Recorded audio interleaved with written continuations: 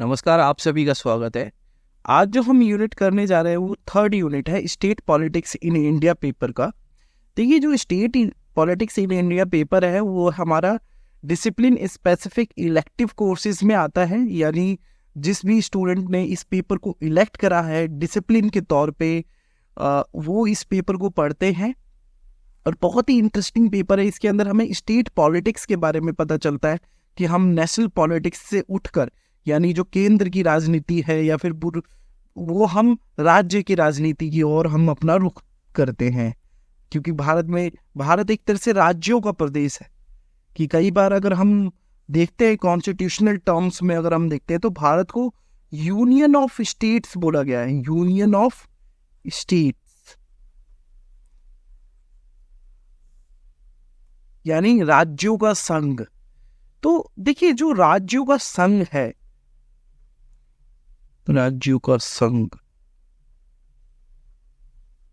अब देखिए इसके अंदर जो भारत की जो राजनीति है उसके अंदर एग्रीरियन पॉलिटिक्स बहुत ही इंपॉर्टेंट रोल प्ले करती है। जैसे कि हम गांधी जी का स्टेटमेंट देखें तो गांधी जी ने एक बात कही थी कि जो असली भारत है वो कहाँ बसता है? गाँव में बसता है। गाँव में असली भारत बसता है।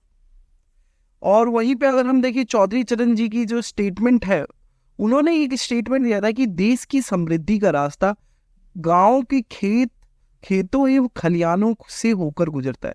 कि जो भारत की जो समृद्धि है, यानी जो वेलफेयर है, जो इसका डेवलपमेंट है, उसका अगर हमें करना होगा तो हमें गांव, खेतों और जो ग्रामीण जो व्यवस्था है, जो ग्रामीण स्तर है, वहां से हमें डेवलपमेंट शुरू करना होगा। यानी भारत का विकास तभी संभव है जब हम ग्रामीण क्षेत्र को विकसित करें।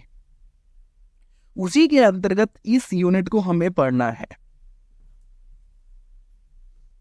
अब देखिए, जो विचारक हैं, जो लेखक हैं, जो सिद्धांतकार हैं, उन्होंने भारतीय कृषि या भारतीय भूमि को ना 3 स्वरूपों में समझने की कोशिश करी है। कुछ जो थिंकर्स हैं, जो कुछ लोग हैं, कुछ जो विचारक हैं, वो ये बोलते हैं कि जो भारतीय जो कृषि है, जो भारतीय एग्रीकल्चर है, जो भारतीय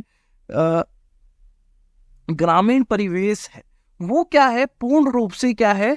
पूंजीवादी है। जो इंडियन एग्रीकल्चर है, यानी भारतीय जो कृषि है, वो क्या है? पूर्ण रूप से पूंजीवादी है, यानी कंप्लीटली कैपिटलिस्ट। और वहीं पे जो कुछ विचारक जो है, जो इसको ये बोलते हैं कि नहीं, जो भारतीय जो कृषि है, यानी जो भारतीय जो कृषि है, वो क्या है? अर्ध सामंती है, यानी सेमी फ्यूडल है। ठीक है।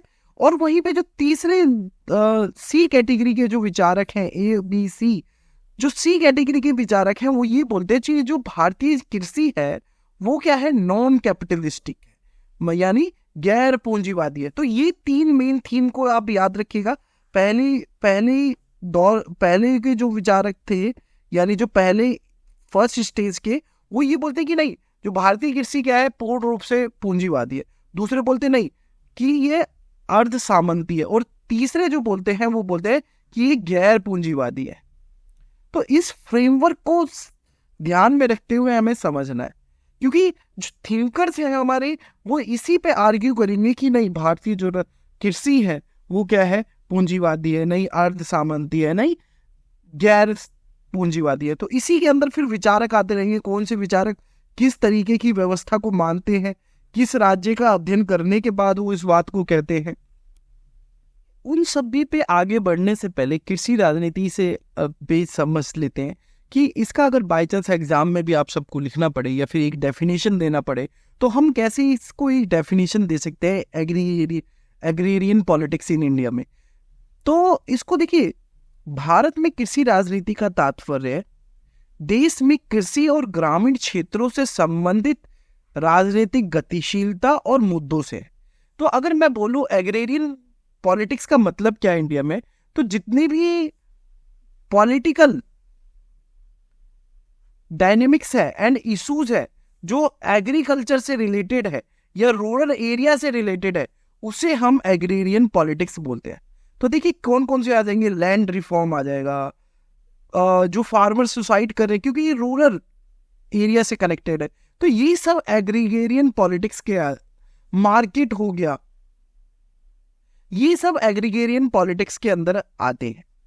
तो अगर हम डेफिनेशन के तौर पे देखें या फिर उसको बांधने की करें, तो agrarian politics in India refers to the political dynamics and issues related to agriculture and rural area in the country.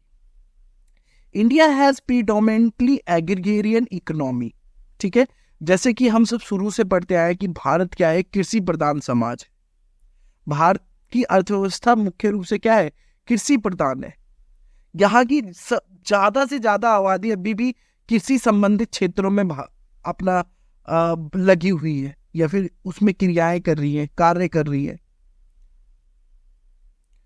India has predominantly agrarian economy with a significant percentage of population engaged in farming, such as agriculture policies, land reform, rural development, and related issues play a crucial role in Indian politics. कृषि नीतियां, भूमि सुधार, ग्रामीण विकास और संबंधित मुद्दे भारतीय राजनीति के महत्वपूर्ण भूमिका निभाते हैं।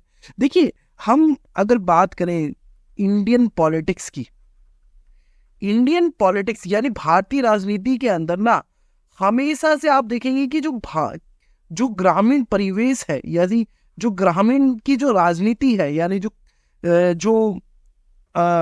कृषि की राजनीति है, वो उसका बहुत ही इम्पोर्टेंट स्थान है। यानी वो अगर मैं बात करूं कि ये 100 एक सिक्के के आधे हिस्से पे, लगभग हमारी आधे से ज्यादा हिस्से पे क्या रहती है, ग्रामीण नीतियां, ग्रामीण पॉलिटिक्स हावी रहती है। यानी हम कह सकते हैं कि जो भारत की पॉलिटिक्स है वो ग्रामीण पॉलिटिक्स भी है, क्योंकि जो ग्रामीण मुद्दे हैं जैसे भूमि सुधार हो गया, कृषि नीतियां हो गए, ये हमेशा एक प्रमुख स्थान रखते हैं भारतीय राजनीति के अंदर। ऐसा क्यों? देखिए, ये इसलिए है, जैसे फॉर एग्जाम्पल हम सब दिल्ली में रहते हैं, ठीक है। दिल्ली के आप 30-40 किलोमीटर, 40 किलोमीटर इधर चले जाइए, नॉर्थ चले जाइए, ईस्ट चले जाइए, चाहे वेस्ट चले जाइए, 40 किलोमीटर आपको तुरंत ही, या साउथ चले जाइए, आपको ग्रामीण प्रवेश दिखने को मिल जाएगा। किसी भी एरिया में, किसी भी सिटी के अंदर आप 100 किलोमीटर या 50 किलोमीटर इधर दाएं बाएं होंगे तो आपको एक ग्रामीण परिवेश मिल जाएगा। दिल्ली के अंदर भी आप देखेंगे कि ग्रामीण इलाके हैं कई, जिसे अर्बन विलेज भी बोला जाता है। तो हम यही कहने की यहाँ पे बात कर रहे हैं कि जो ग्रामीण राजनीति है, यानी जो भूमिगत या कृषि राजनीति है, वो भारतीय राजनीति में एक महत्वपूर्ण स्थान रखती है। और कोई भी लीडर, चाहे अगर आप देखेंगे जब इलेक्शन होते हैं तो इन मुद्दों से हट नहीं सकता है। यानी अगर हम किसी सरकार को की सफलता का अगर अवलोकन करेंगे, हम देखेंगे, ऑब्जर्व करेंगे, तो उसमें हम उसका देखते हैं कि उसने जो एग्रीकल्चर सेक्टर में उसमें क्या क्या बदलाव लेके आया।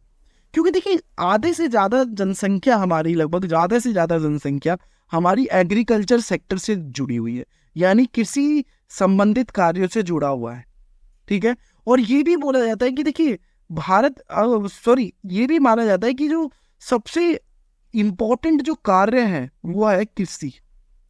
सब कार्य एक बार को रुक सकते हैं, मगर कृषि कार्य नहीं रुक सकता, ठीक है, क्योंकि इससे हर कोई कनेक्टेड, हर जॉब, हर चीज इससे कनेक्टेड है। तो ये हमारी डेफिनेशन है कि कृषि राजनीति का तात्पर्य देश में कृषि और ग्रामीण क्षेत्रों से संबंधित राजनीतिक गतिशीलता और मुद्दों से। भारत की अर्थव्यवस्था में मुख्य रूप से कृषि प्रधान है, ठीक है, मुख्य रूप से कृषि प्रधान है। इसकी आबादी का एक बड़ा हिस्सा खेती में लगा हुआ है। यूं तो कृषि नीतियां, भूमि सुधार, ग्रामीण विकास और संबंधित मुद्दे भारतीय राजनीति में महत्वपूर्ण भूमिका निभाते हैं। ये हमारी डेफिनेशन हो गई, आप सब एग्जाम में भी यूज कर सकते हैं। वापिस हम इसी को समझने की कोशिश करते हैं कि जैसे कि जो थिंकर्स हैं, जो विचारक हैं, उन्होंने बोला है कि जो भारतीय कृषि है उसको हम इन व्यवस्थाओं के अंतर्गत समझ सकते हैं।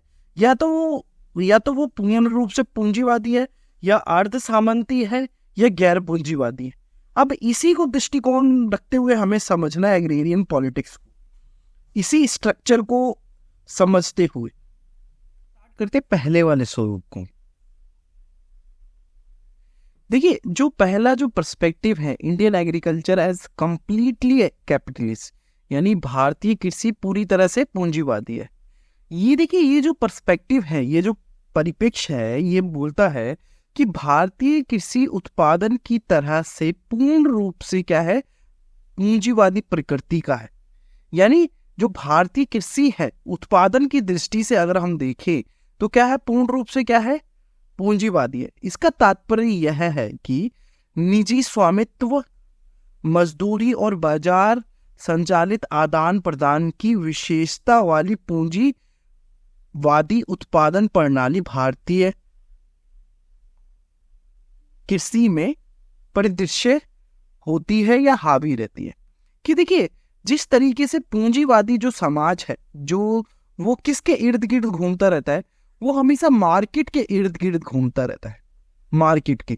तो ये जो मत के जो लोग हैं, ये यही बोलते हैं कि जो भारतीय कृषि है ना, वो भी उत्पादन की दृष्टि से देखे तो ये भी मार्केट के इर्द गिर्द ही घूमती रहती है। मार्केट में क्या चीज की डिमांड है, क्या चीज की सप्लाई है, डिमांड एंड सप्लाई।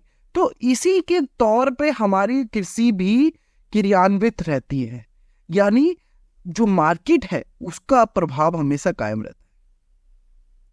तो जो आदान प्रदान की विशेषता वाली जो पूंजीवादी प्रणाली है, उत्पादन की प्रणाली है, उसको हम भारतीय कृषि में देख सकते हैं। वो परिदृश्य होती है, यानी हावी होती है।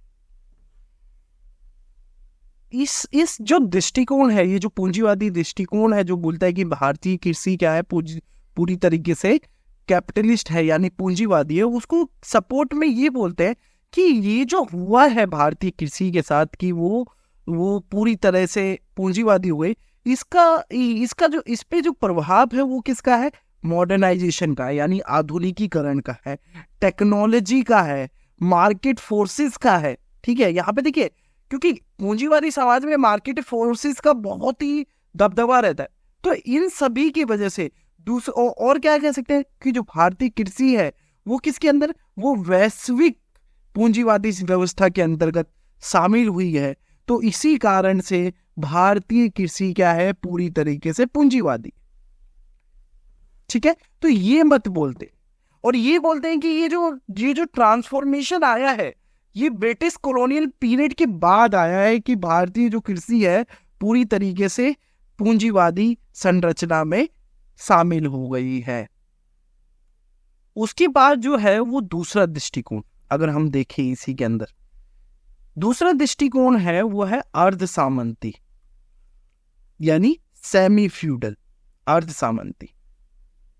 अब जो ये जो पर्सपेक्टिव है ना, ये किसको कंटेंट करता है, जो हमने जो पहला जो पर्सपेक्टिव पढ़ा, जो कि बोलता है कि पूर्ण स्वरूप से पूंजीवादी है भारतीय कृषि। इसका ना ये विरोध करता है। क्या करता है, इसका विरोध करता है। ये आर्ग्यूमेंट ये देखता है कि नहीं, पूरी तरीके से भारतीय कृषि पूंजीवादी नहीं है।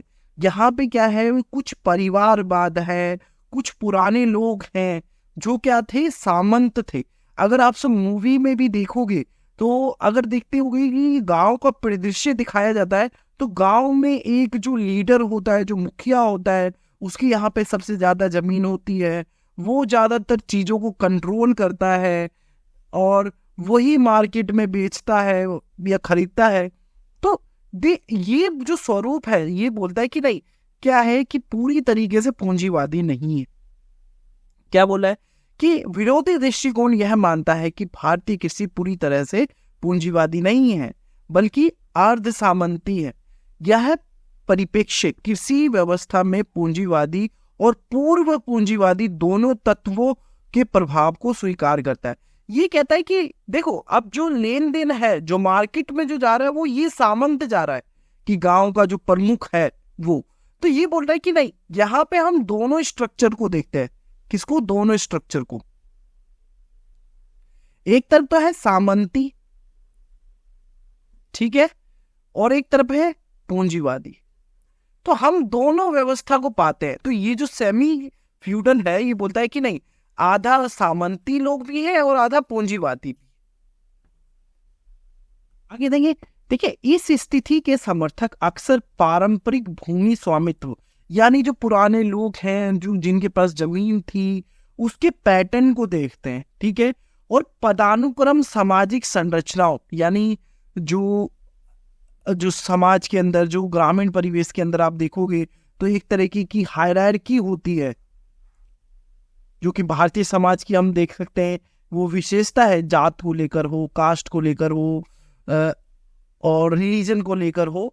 तो पदानुक्रम सामाजिक संरचनाओं और सामंती संबंधों के अवशेषों जैसी मौजूदा विशेषताओं पर प्रकाश डालते हैं, ठीक है। तो इस संरचना को वो देखते हैं कि नहीं, पूरी तरीके से कैपिटलिस्टिक नहीं है, वो आधी सामंती है और आधी कैपिटलिस्टिक। उनका तर्क है कि भारत में कृषि संबंध अर्ध सामंती और विशेषताओं का बरकरार रहते हैं, ठीक है। अर्ध सामंती मतलब जो कुछ लोग हैं, सामंत है, वो भी बने हुए हैं, और जो भूस्वामी है या फिर जो भू स्वामित्व है वो भी बने हुए हैं। और यहाँ पे हम देखते हैं कि श्रम का शोषण, क्योंकि जो लोग हैं वो कई बार बंधुआ मजदूरी के तौर पे उनका परिवार लगा रहता है, ठीक है।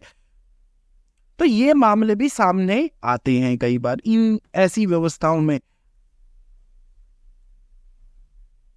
जो कि कई हद तक हमने आजादी से पहले के काल में हमने यही देखा था कि, यानी जो शुरुआत किया हम देखेंगे आजादी के दशक में, तो हम सब देखते हैं कि ये श्रमों का शोषण, ये सब हमें दिखता है भारतीय समाज की परिदृश्य, भारतीय समाज के प्रारूप में। ये दोनों प्रारूपों को, यानी दो पर्सपेक्टिव को हमने पढ़ते हुए, ये जो दो पर्सपेक्टिव है, जो एक बोलता है कि पूर्ण रूप से पूंजीवादी है, दूसरा बोलता है अर्ध सामंती है, इसको समझते हुए हमें भारत की आजादी के बाद का परिदृश्य देखना है, यानी उस समकालीन क्षेत्र के, उस समकालीन समय को हमें समझना है कि जिसके अंदर ये धारणा थी कि जो विकास का विकास का जो फ्रेमवर्क होगा, जो आधार होगा, वो क्या होगा, आपका ग्रामीण से शहरी होगा, ग्रामीण से क्या होगा, शहरी होगा, शहरी, यानी ग्रामीण से हमें शहरी की तरफ जाना है। कि देखिए क्या लिखा हुआ है, अधिकांश विकासशील देश अपनी विकास नीतियों को एक वैचारिक ढांचे पर आधारित करते हैं। वो वैचारिक ढांचा क्या है, जो ग्रामीण और कृषि और निर्वाह अर्थव्यवस्थाओं से शहरी, औद्योगिक और पूंजीवादी अर्थव्यवस्थाओं में बदलने के रूप में विकास की कल्पना करते हैं। यानी हम जो ग्रामीण, जो कृषि है और जो आयात करते हैं हम, ठीक है, या जिसको हम कह सकते हैं सब्सटेंस दे देते हैं या फिर सब्सिस्टेंस दे देते हैं, यानी हम कुछ ऋण दे देते हैं, कुछ माफ कर देते हैं, उससे निकल के हमें शहरी, औद्योगिक और पूंजीवादी अर्थव्यवस्थाओं में बदलना होगा। अपने जितना भी जो ढांचा है आपका वर्तमान में, इसको इस स्थिति में लेके आना होगा, शहरी, औद्योगिक, पूंजीवादी, तब जाके विकास की परिकल्पना पूरी होगी। तो ये हमारा आजादी के टाइम पे जो विचार की जो परिकल्पना थी, जो ज्यादा से ज्यादा लोग स्वीकार कर रहे थे, जो ज्यादा से ज्यादा जो विकासशील देश थे वो इसको विकास मानते थे, कि सिंपल सा है कि गांव को शहर में बदल दो, विकास हो जाएगा, ठीक है। तो उसके लिए फिर ये उनका कहने का मतलब, ये उनका आधार था। जैसे अगर मैं बोलूं कि विकास का क्या आधार था, ये था कि हमें इधर से इधर की तरफ जाना है, ठीक है।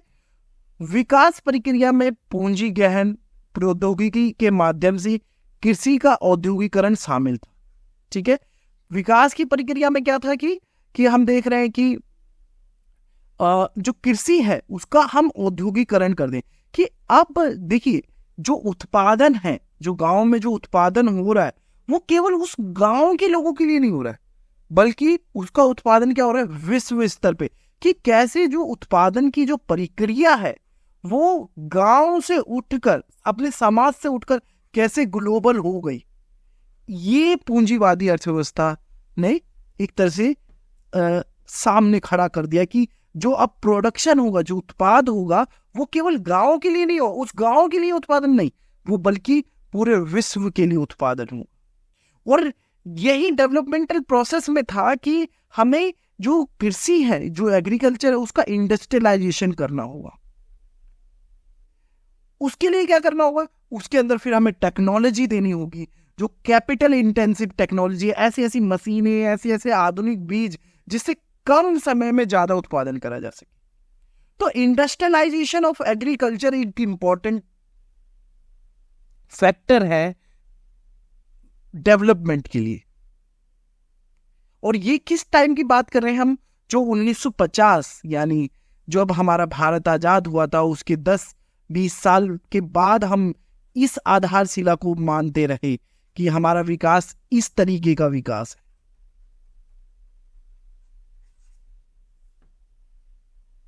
जो हमने आधारशिला समझी थी, उसका जो इम्पैक्ट हुआ वो क्या हुआ? ज्यादातर नेगेटिव हुआ। इस प्रक्रिया में आजीविका प्रमाण अक्सर ग्रामीण क्षेत्रों में कई लोगों के लिए नकारात्मक होते, क्योंकि बाजार की अनिवार्यता और लाभप्रदता आवश्यकताओं घरेलू बाजारों में प्रतिस्पर्धा करने के लिए छोटे पैमाने के किसानों की क्षमताओं को कमजोर कर देती है। अब देखिए, आपने ये जो पैराडाइम शिफ्ट करा है, ठीक है, और किसके साथ आप कंपटीशन कर रहे हैं? ग्लोबल के साथ कर रहे हैं, यानी नेशनल के साथ कर रहे हैं, मगर उनके पास टेक्नोलॉजी है, आपके पास टेक्नोलॉजी नहीं है। तो इसमें क्या होता है कि कई बार ये जो पैराडाइम या जो फ्रेमवर्क है, इसमें जो छोटे किसान है, जो देखिए कई बार ना किसानों के अंदर भी हम डिफरेंस करते हैं। कई बार पीजेंट बोलते हैं और कई बार बोलते हैं फार्मर। तो पेजेंट और फार्मर में क्या डिफरेंस है? छोटे किसान और बड़े किसान में क्या डिफरेंस है? जो छोटे किसान होते हैं वो केवल अपने लिए चीजों को उगाते हैं, केवल स्वयं के उपभोग के लिए। और बड़े जो किसान हैं, जो फार्मर्स हैं, वो मार्केट के लिए उत्पादन करते हैं। ठीक है, पीजेंट एंड फार्मर्स। अब देखिए, यही जो पूंजीवादी के जो विकास ने, यानी भारत में जो पूंजीवादी का जो विकास हुआ, इसी के ऊपर ना जो विद्वान है उनके बीच ना बहस छिड़ गई। वो कह रहे हैं कि नहीं, ये अभी हुआ है, जब भारत ने आजाद हुआ तो जो डेवलपमेंट का जो आधार था, जो डेवलपमेंट का बेसिस था, कि हमने ये बोला कि नहीं, हमें शहर की तरफ बढ़ना है, इंडस्ट्रियलाइजेशन की तरफ बढ़ना है, कैपिटलिज्म की तरफ बढ़ना है।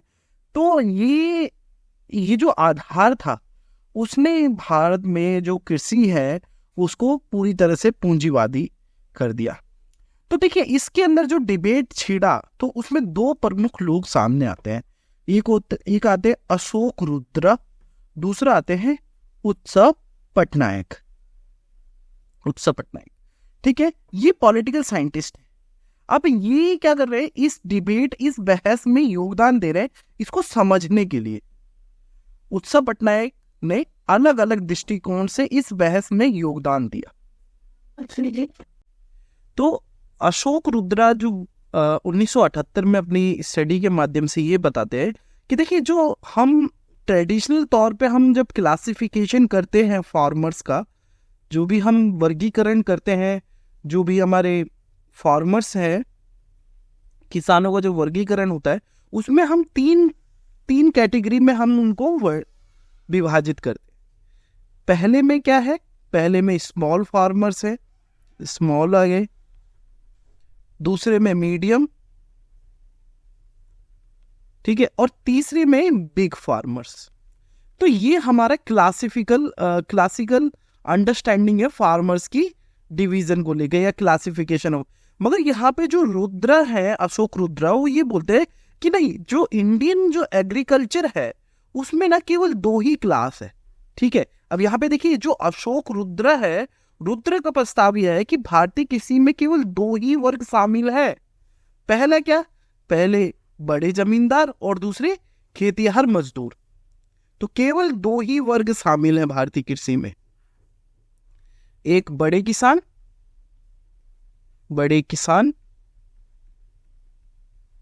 और दूसरे खेतीहारी मजदूर।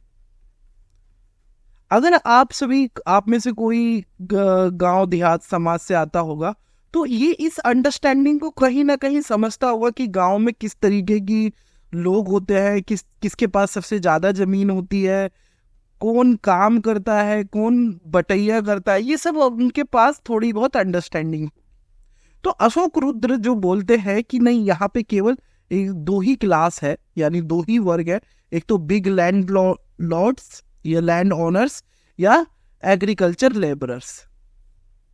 ये जो अंडरस्टैंडिंग है रुद्रा का, अशोक रुद्रा का, ये जो हमारी जो ट्रेडिशनल जो अंडरस्टैंडिंग है जिसमें हम बोलते हैं कि नहीं तीन कैटेगरी में, 1 2 3, इसको चैलेंज करता है। या ये बोलता है या तो बड़े फार्मर्स है या तो वो खेतियारी मजदूर है, इसमें कोई तीन कैटेगरी है, तो इसको चैलेंज करता है।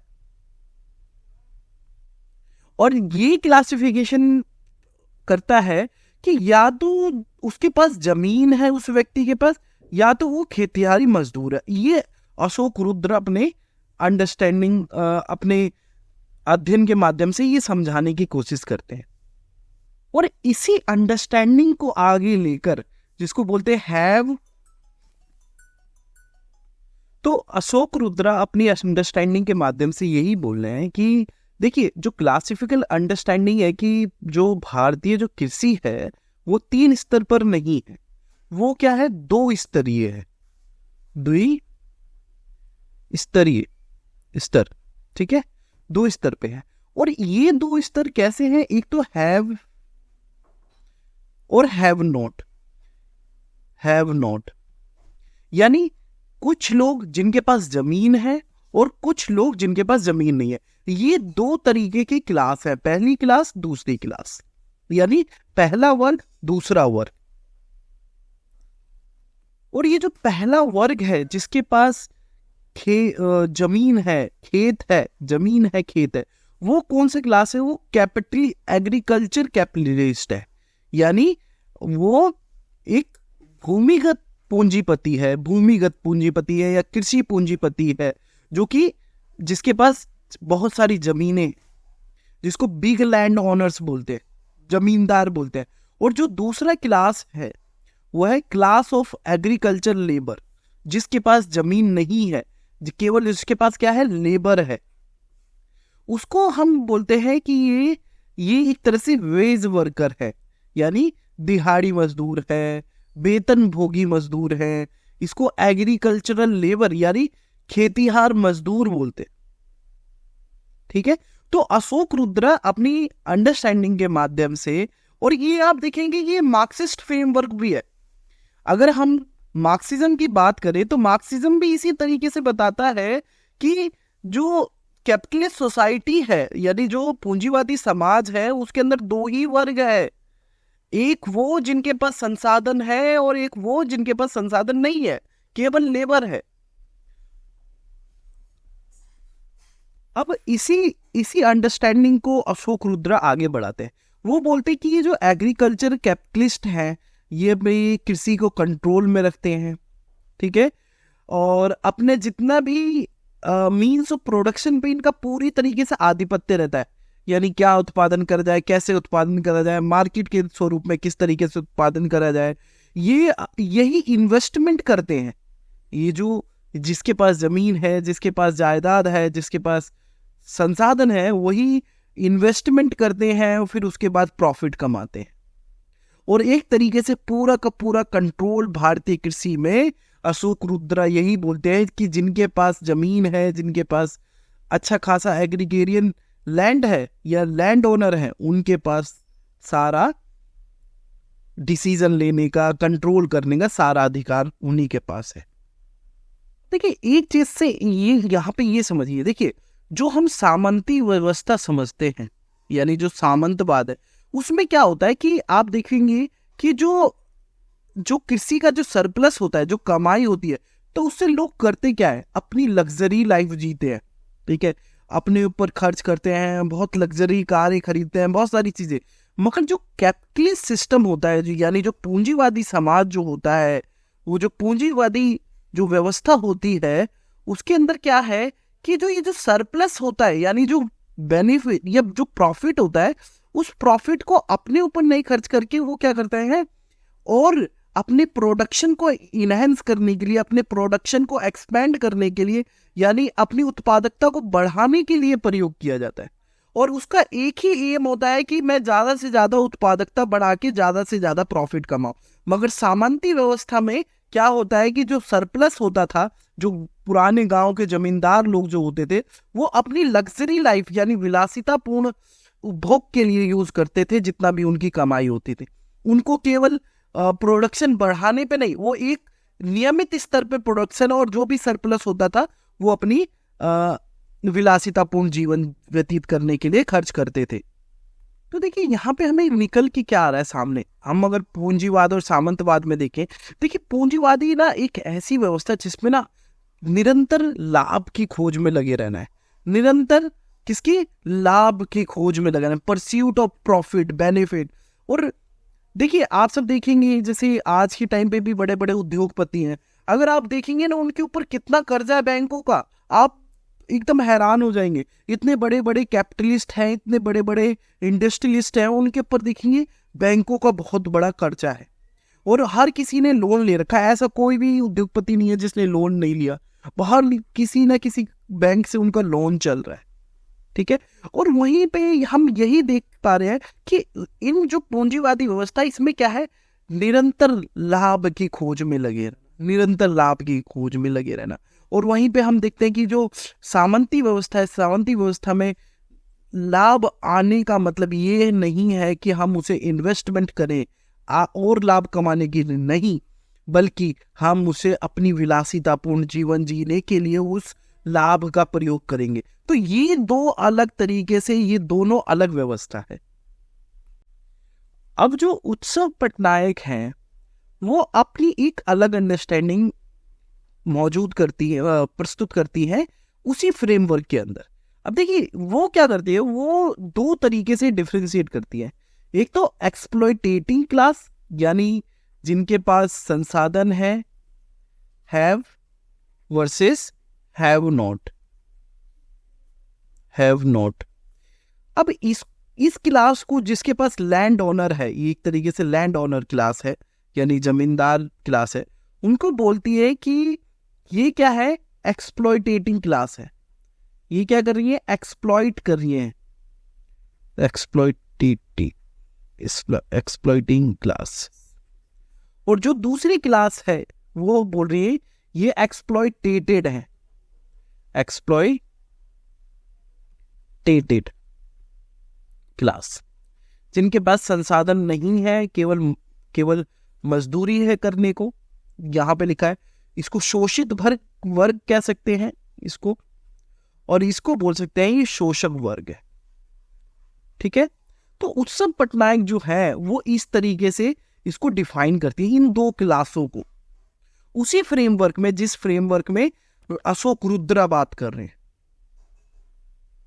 यानी अगर हम समझे तो उत्सव पटनायक जो हैं वो यही अपनी अंडरस्टैंडिंग या फिर अपनी स्टडी के माध्यम से बताती हैं कि जो भारतीय कृषि है उसमें दो तरीके की क्लास है। एक जो क्लास है जो कि शोषक वर्ग है, जो शोषण करता है, और एक है शोषित वर्ग जिसका शोषण होता है, ठीक है। और जो शोषक वर्ग है वो किस चीज का शोषण करता है, उनके वेजेस का, उनके जितने भी मीन्स ऑफ प्रोडक्शन है वो सब उसी के पास होते हैं, कंट्रोल उसी के पास होता है, वो लेबर को एक्सप्लॉइट करते हैं। उत्सव पटनायक कृषि के संदर्भ में विशेष रूप से भारत में दो अलग ध्रुवों की पहचान करते हैं, ठीक है। एक क्या है, भूमिहीन और लगभग भूमिहीन व्यक्ति जिनके पास उत्पादन के बहुत कम या कोई संसाधन नहीं है, वह मुख्य रूप से पूरी तरह से दूसरे के काम पर निर्भर हैं, यानी अपने काम ढूंढने के लिए, या फिर उनके पास कोई काम नहीं है, केवल लेबर ही उनके पास है। और जो दूसरा वर्ग है जमींदार और पूंजीपति, जो उत्पादन के पर्याप्त संसाधनों पर ध्यान केंद्रित करते हैं, स्वयं श्रम में संलग्न नहीं होते, वो खुद लेबर नहीं देते अपना, ठीक है, वो खुद नहीं वर्क करते, और दूसरे को रोजगार देकर अपनी आजीविका चलाते हैं। तो इन दो वर्गों के माध्यम से उत्सव पटनायक डिफाइन करती हैं भारतीय कृषि को, जो कि क्या है कि ये दोनों जो अशोक रुद्र और उत्सव पटनायक, ये यही बोलते हैं कि जो भारतीय जो कृषि है, यानी जो इंडियन एग्रीकल्चर है वो क्या है, कैपिटलिस्टिक है, पूंजीवादी है। अब हमने ये अशोक रुद्र और उत्सव पटनायक का भी देख लिया, अब हमारा जो लास्ट जो बचता है वो है गैर पूंजीवादी। ऐसे विचारक जो भी ये बोलते हैं कि जो भारतीय जो कृषि है वो क्या है, गैर पूंजीवादी व्यवस्था की कृषि है। अब देखिए, ये जो नॉन कैपिटलिस्ट एग्रीगेरियन स्ट्रक्चर की बात करते हैं, जिसके अंदर हम देख सकते हैं कि जो बोलते हैं कि नहीं पूरा कंप्लीटली पूंजीवादी नहीं है, यानी पूर्ण रूप से पूंजीवादी नहीं है, बल्कि क्या है, अर्ध सामंती है। तो इसके अंदर जो थिंकर है वो है अमित बदूरी। अब जो इनका जो अंडरस्टैंडिंग है अमित बदूरी का, वो ये बोलते हैं कि 1970 के दशक में इन्होंने 26 विलेज कहा वेस्ट बंगाल में इन्होंने स्टडी करी, और उन्होंने पाया कि जो यहाँ पे जो कृषि व्यवस्था है वो क्या है, सेमी फ्यूडल है, यानी पूर्ण रूप से कैपिटलिस्ट नहीं है, नॉन एग्रीगेरियन है, यानी सेमी फ्यूडल, यानी अर्ध सामंती फ्यूडल।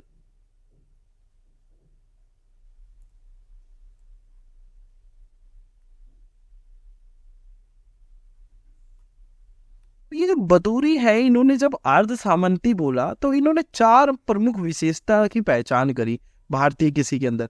देखिए, पहला इन्होंने बोला कि यहाँ पे जो भारतीय जो इन्होंने वेस्ट बंगाल का अध्ययन करा, तो इन्होंने बोला कि यहाँ पे एक बटाईदारी व्यवस्था है। ठीक है, बटाईदारी व्यवस्था पूर्ण रूप से पूंजीवादी नहीं है, यानी किसान को खेत मिल जाते हैं और उसका एक हिस्सा उसकी जमीन मालिक को देना होता है, बाकी उसका हिस्सा होता है।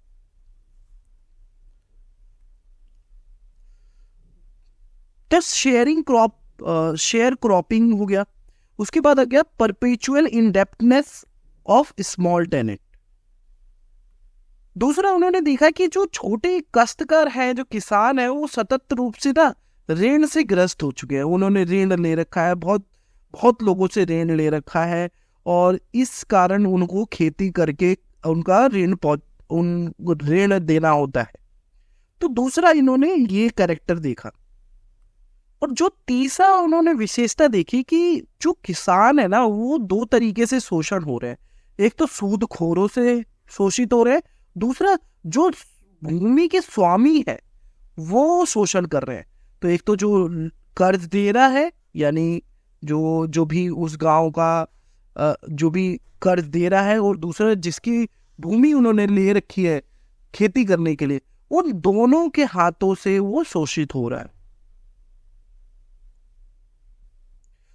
और फिर लास्ट वो बोलते हैं कि छोटे किराएदारों के लिए बाजार तक पहुंचना अभाव, कि जो छोटे किसान है या जिन्होंने किराए पे जमीन ले रखी है, उनको बड़े मार्केट तक पहुंचने में क्या है, कठिनाई है। तो ये 4 तरीके के जो फीचर्स उन्होंने पाए वेस्ट बंगाल में, उसके माध्यम से ये कह रहे हैं कि नहीं, ये क्या है, सेमी फ्यूडल है, यानी इसमें सामंती व्यवस्था भी हमें दिखती है। और जैसे कि मैंने बताया, जब सामंती व्यवस्था का मैं अलगाव कर रहा था यहाँ पे, तो यहाँ पे आपको क्लियर होगी कि सामंती व्यवस्था अलग तरीके से काम करती है। वो पूर्व की जो धारणाएं होती है, जो ट्रेडिशनल माइंडसेट होता है लोगों का, उस तरीके से काम करती है। और जो पूंजीवादी है वो निरंतर प्रॉफिट की तलाश में रहते हैं, और जितना भी प्रॉफिट होता है वो और बड़ा प्रॉफिट क्रिएट करने के लिए वो जितना भी उन्होंने प्रॉफिट कमाया जाता है वो उसको फिर प्रॉफिट में लगा देते हैं। आगे जो बदूरी है वो ये बोलते हैं कि देखिए, जो भारतीय जो किसान हैं, जो वेस्ट बंगाल का जो वो अध्ययन कर रहे हैं, वो कह रहे हैं कि वो लगातार जो किसान है ना, वो भारी कर्ज में के बोझ तबे दबते चले जाते हैं। दूसरा जो उन्होंने ये विशेषता और भी बताते हुए ये बोलते हैं कि एक जो किसान का जो एक सिग्निफिकेंट जो पोर्शन है उसकी क्रॉप का या उसकी फसल का, वो तुरंत उससे ले लिया जाता है जैसे ही उसकी फसल कटती है। और किस रूप में ले लिया जाता है कि उसका जो पुराना जो कर्जा था या उसका ब्याज था उस तौर पे।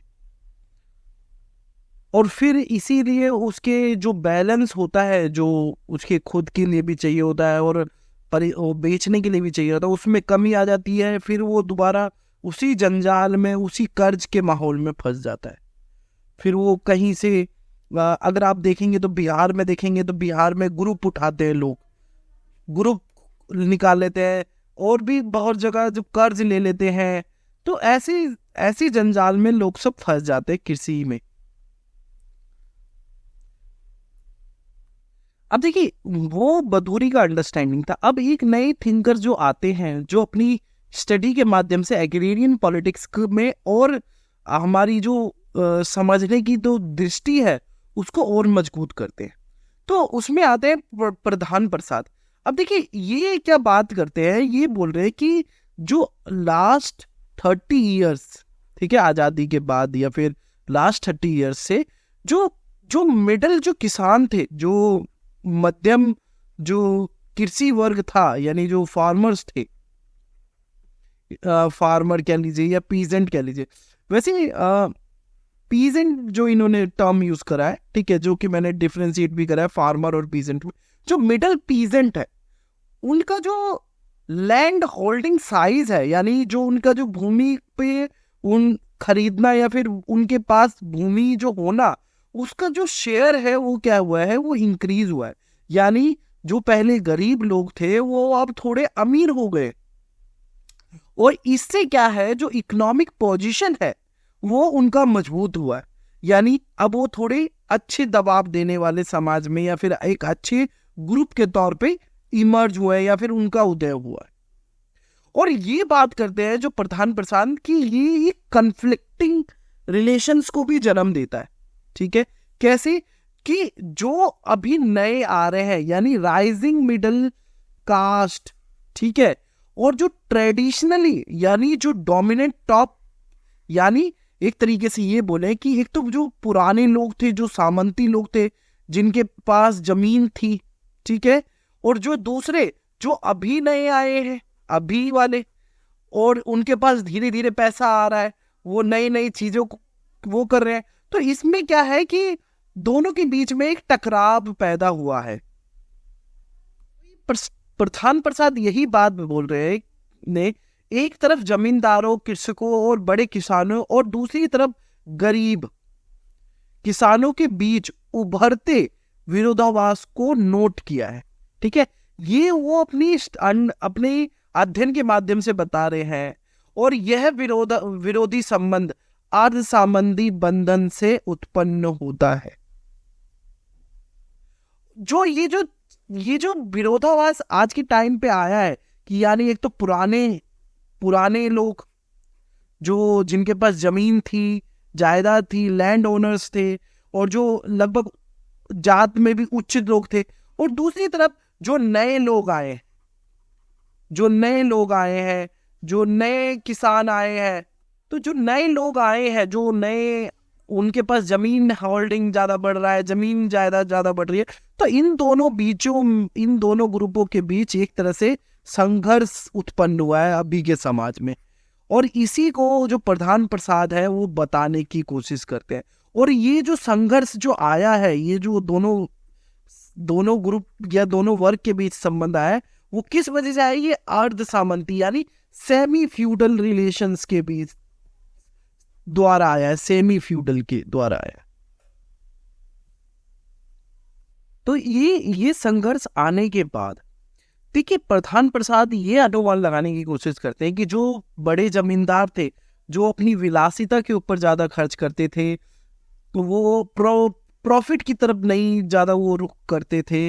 यानी जो प्रॉफिट हुआ है उसको और बड़ा प्रॉफिट बनाने में इतना महत्व नहीं देते थे।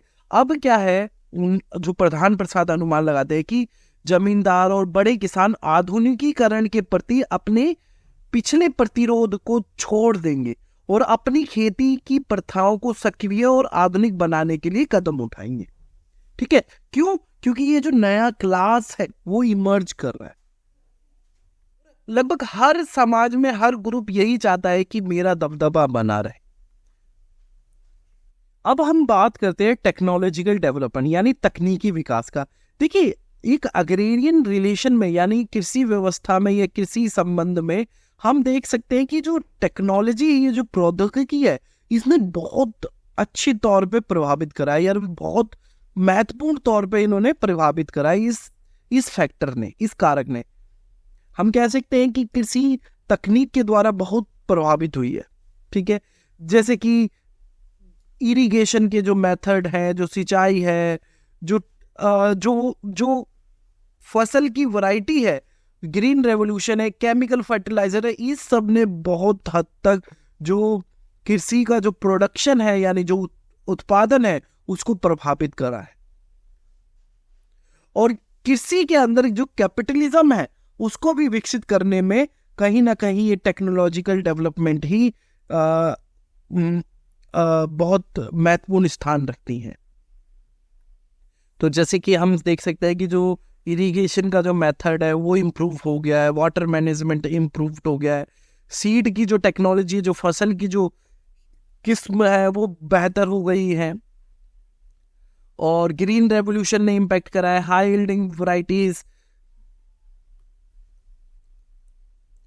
और रासायनिक उर्वरक जो फर्टिलाइजर्स हैं,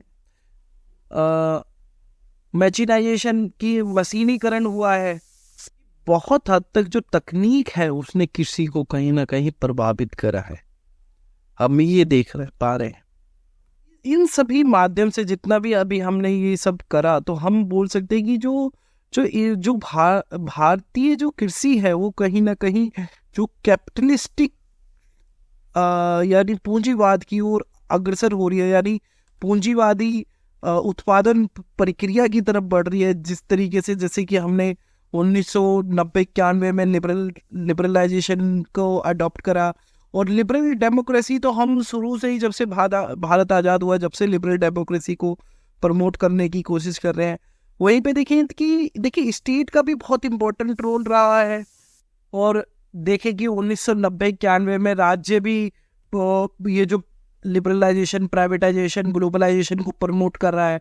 जो विकास की जो तकनीकियां हैं उसमें सुधार आया है, यानी टेक्नोलॉजी बहुत बेहतर हुई है या सुदृढ़ हुई है। और जो सरकार की नीति है जो कृषि क्षेत्र में, वो भी कहीं हद तक इन सभी के माध्यम से भारत के अंदर जो पूंजीवादी विकास मार्ग है कृषि का, वो कहीं ना कहीं प्रशस्त हुआ है या आगे बढ़ा है।